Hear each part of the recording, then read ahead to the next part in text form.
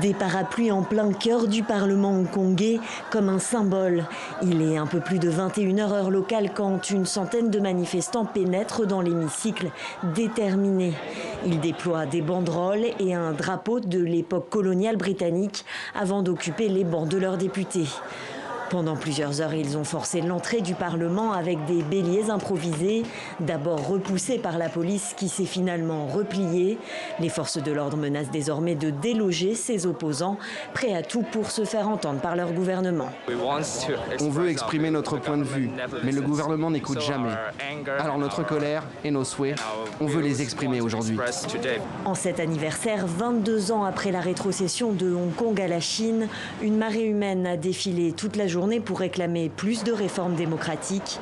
Depuis plusieurs semaines, le territoire semi-autonome est le théâtre d'un mouvement de contestation historique. Au cœur de la colère, un projet de loi controversé pour autoriser les extraditions vers la Chine continentale. Le projet de loi sur l'extradition a clairement déclenché la crainte des Hongkongais à l'égard de la disparition du principe « un pays, deux systèmes ». Si le projet de loi est adopté, il n'y aura plus qu'un seul et même système.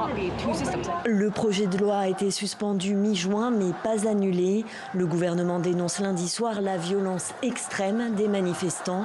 Les bâtiments administratifs seront fermés mardi.